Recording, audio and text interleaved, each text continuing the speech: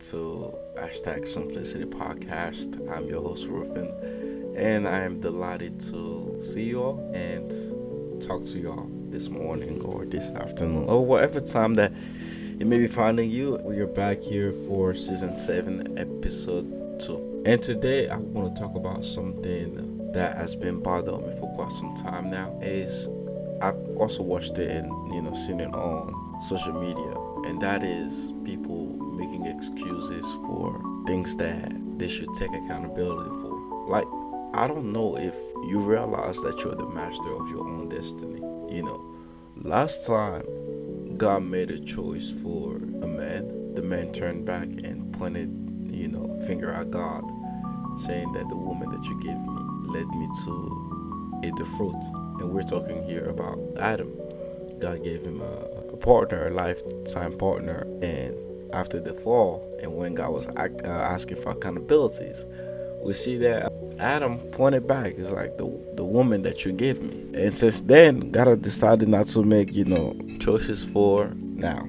It does not mean that God has left us without guidance. In this world, we have been given the opportunity to make choices of our own, but we've been given options that if you take this path, it will lead you to this result. If you take that one, it will lead you to that result.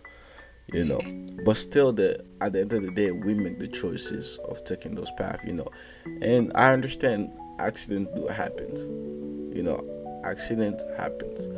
But the thing about accident is, how do you react to it? And I'm sorry if my voice is a little bit cracky.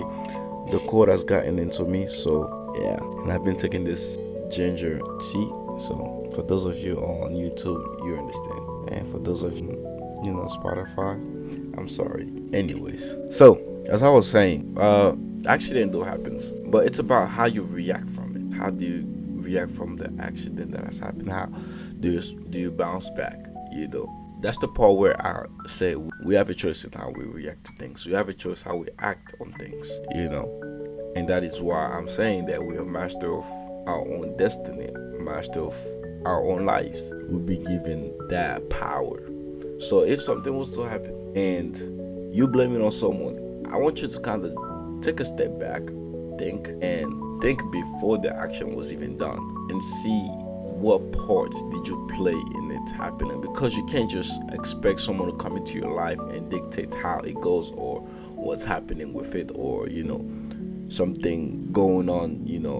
Like, I'll give you an example, all right, to make it make sense. You go to a job interview, all right, and this is not to diminish or belittle anybody, but let's say you go to an interview.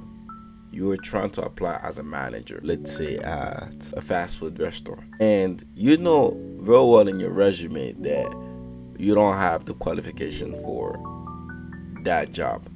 But either way, you go and apply there and you're rejected. Now you can ask me now, Wilson, how does this one apply to be master of your own destiny and not blaming others for something that you should do? I'll say, think about why in your resume you don't have any experience of a manager that makes you qualified for that job. Maybe down the line you should have built yourself to a level where you create or have that qualification on your resume. You can start little and then show that you have acquired some type of attributes or some type of skills that will be applicable to become a manager, to give the person trust that I can trust this person in the role that they're applying in. You can't just blame on they don't like me or things like that because you've done multiple jobs. Doing multiple jobs does not mean you have the skills to become a manager. But anyways, that's beside the point. Just to say that you can't blame other people for your actions or for things happening in your life, because you have a part to play in it. Someone can just throw something at you and then you accept it and you blame them for it. No, you have the power to receive, and just like you have the power to also throw back. So that's what I mean by like you being master of your own circumstance, master of your own life, right?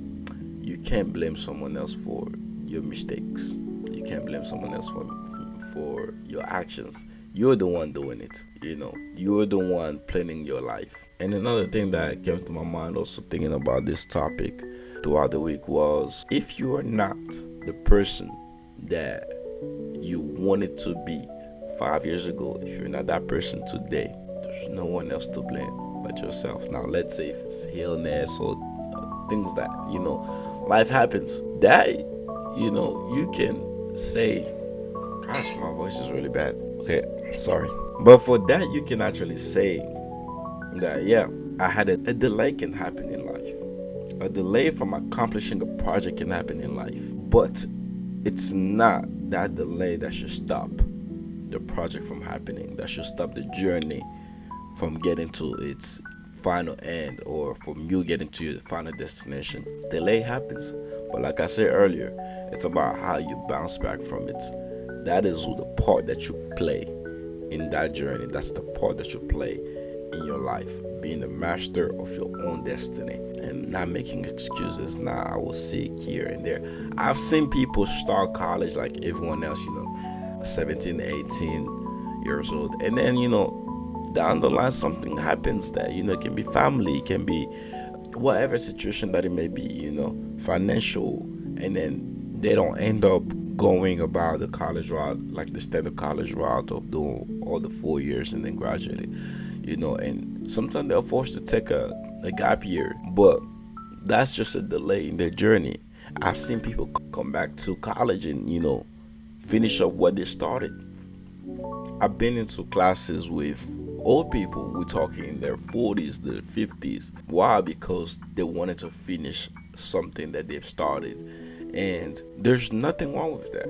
Delays happen. Problem is when you use that delay as an excuse to stop the journey. Again, you're the master of your own life. You have the choice, the power to dictate how your life will go. Now, I highly suggest everyone to always put God first and as the guide to lead you into the right path, because He knows all that your life needs. Sorry. But anyways, yeah, I highly suggest and recommend everyone to, have a spiritual guide that will lead you in your life choices and decisions. But you should not use excuses from, you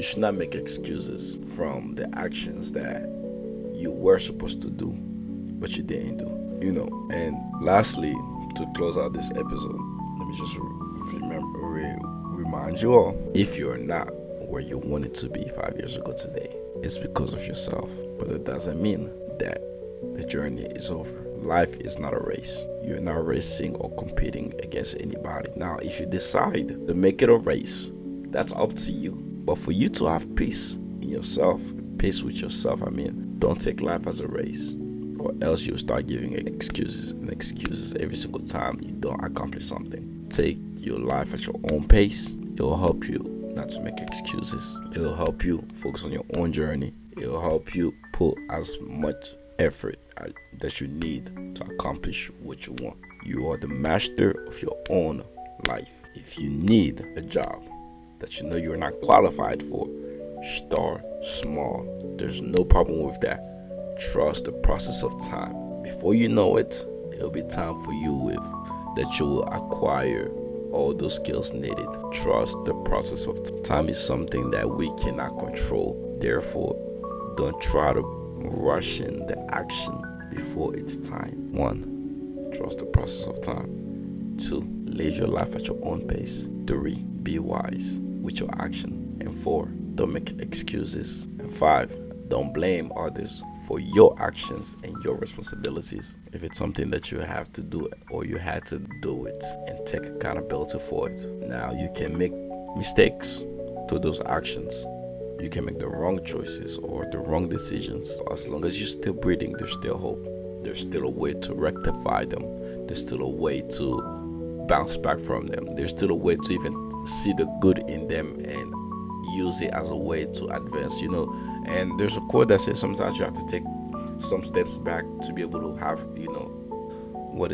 take some step back so you can be able to jump higher, to get that momentum. There's nothing wrong with that. So today's episode, I just highly advise you not to make too much excuses and trust the process of time. Trust God. Everything will be all right. I hope this episode was an encouragement. I went left and right with my voice being a little bit cracky, and I'm just taking this coffee. Y'all keep me in prayer. Y'all keep me in prayer, really, that I do better and feel better.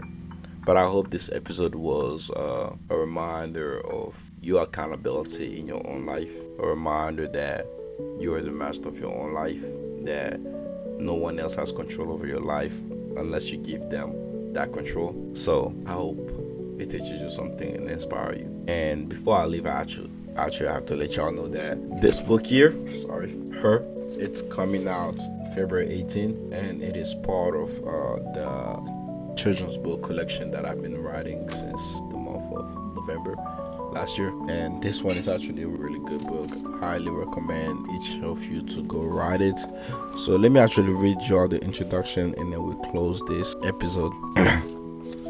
Alright, so the introduction says this.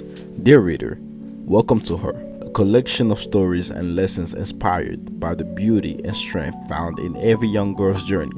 This book was written with you in mind, to encourage, uplift, and remind you that no matter what challenges you face, you are never alone. Each chapter of Her introduces a young girl navigating different struggles and triumphs, from dealing with doubts and fear to discovering the joy of faith and connection. Their stories reflect the highs and lows we all experience, yet they also reveal the light that shines when we choose to trust in God's love and purpose for our lives. Throughout this book, you'll find themes that resonate with real-life challenges, friendship, identity, courage, faith, and more. You will also see how God's word speaks into each situation, offering wisdom, comfort, and guidance. Whether you are facing your own silent words or standing at a crossroads, the lessons shared here are meant to empower you to take the next step with confidence and hope. I pray that as you journey through the pages of Her, you will see yourself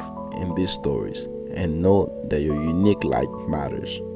You are a masterpiece, fearfully and wonderfully made by a God who loves you beyond measure. This book isn't just a collection of stories, it's an invitation to discover the beauty within you, to embrace your faith, and to boldly shine your light for others. So take a deep breath, dive in, and let these stories inspire you to be all that God created you to be.